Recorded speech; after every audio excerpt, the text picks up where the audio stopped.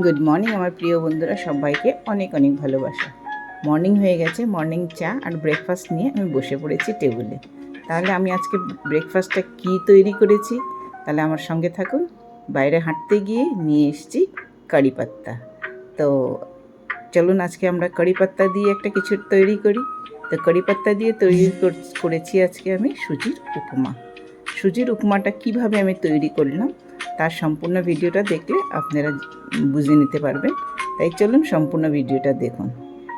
গ্যাসে কড়াই বসিয়ে দিয়েছি। কড়াই বসিয়ে আমি সুজিকে সুন্দর করে একদম লো স্টিমের মধ্যে ভাজা শুরু করে দিয়েছি। তো যত সময় ভাজা হচ্ছে তত সময় আমি এদিকে তৈরি করে নিয়েছি, কয়েকটা বাদাম নিয়েছি, একটুখানি মুগ ডাল নিয়েছি, কারি পাতা আর দুটো লঙ্কা কেটে নিয়েছি, আর সঙ্গে আলু আরও বেগুন ছোটো ছোটো করে কেটে ধুয়ে জল ঝরানোর জন্য রেখে দিয়েছি এখানে। এবার আমি সুজিগুলিকে কম আঁচের মধ্যে ভাজছি, আঁচটা বেশি দেওয়া যাবে না। দেখলাম যে মোটামুটি হয়ে এসছে, নামিয়ে দিলাম সুজিকে। এবার কড়াইটার মধ্যে একটু রিফাইন অয়েল দেব, প্রায় 2 চামচ মতন রিফাইন অয়েল দিয়েছি। দিয়ে যখন রিফাইন অয়েলটা গরম হয়ে যাবে তার মধ্যে আমি দিয়ে দিয়েছি বাদাম আরও মুগ ডালটা। বাদাম আর মুগ ডালটা একটু যখন ভাজা ভাজা হয়ে যাবে, দেখবো যে ভাজা ভাজা একটু লাল লাল ভাজা ভাজা হয়ে গেছে। তো এর মধ্যে আমার যত তরকারি কেটে রেখেছিলাম, যত তরকারি বলতে কি কাঁচা লঙ্কা দুটো দিয়ে দিলাম, আলু আর বেগুনই আজকে নিয়েছি, অন্য তরকারি মিক্স করিনি। তো আপনারা চাইলে অন্য তরকারিও দিতে পারেন।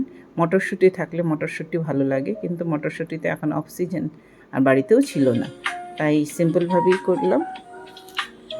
হলুদ একটু দিলাম, 1/2 চামচ হলুদ, 1/2 চামচ লবণ দিয়ে এটাকে একটু সময় ভাজা ভাজা করব। যত সময় ভাজা ভাজা করবো এটাকে ঢেকে ঢেকে ভাজা ভাজা করব। এর মধ্যে এখন কারি পাত্তাটা দিয়ে দিলাম, দিয়ে এখন সুন্দর, এটা তেলের মধ্যে আমি কারি পাত্তাটা দিতে পারতাম রিফাইন অয়েলের মধ্যে, কিন্তু দিলে পাতাটা পুড়ে যায়, তাই আমি এখন পরে দিলাম। দিয়ে এখন ঢেকে রেখে দিচ্ছি। তো দেখুন আমি এদিকে সুন্দর তৈরি করছি। আপনারা যারা যারা ব্রেকফাস্ট করবেন সবাই চলে আসুন আমার বাড়িতে। এই দেখেন কড়াই হচ্ছে, কিন্তু ওয়েট করতে হবে একটু সময়, এটা হওয়ার পর্যন্ত আপনাদের চলে আসুন আমার বাড়িতে। তো দেখিয়ে দিলাম।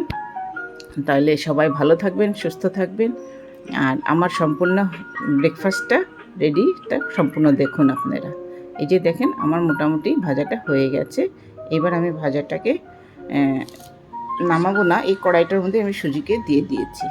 সুজিটা দিয়ে, কেন কি অলরেডি আমার সুজিটা আগের থেকে ভাজাই ছিল, তাই এখন এই তরকারির সাথে মিক্স করে ভালো করে মিক্স করার পরে 1/2 কাপ আমি জল অ্যাড করে দেবো এটার মধ্যে।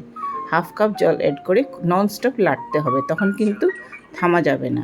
এখন আর থামা যাবে না, এখন ননস্টপ লাড়তে হবে, নাহলে মানে ঝুরঝুরাটা হবে না। তাই দেখেন আমি ননস্টপ লাড়লাম বলে আমার একদম ঝুরঝুরা হয়েছে। তো আজকের আমার সুজির উপমা অলরেডি রেডি হয়ে যাচ্ছে। তা সুজির উপমাটা এরকম করে কারা কারা বানান আমাকেও একটু জানাবেন। কিন্তু এর মধ্যে না নানান প্রসেসও আছে, আরও নানান রকমেরও বানানো যায়। তা আমি না হলে আজকে এরকম বানালাম। তো এদিকে আবার গরম গরম চাও বসিয়ে দিয়েছি, আমার তো চা প্রিয় আমি, তো চাও বসিয়ে দিয়েছি। এবার টেবিলে বসে পড়লাম।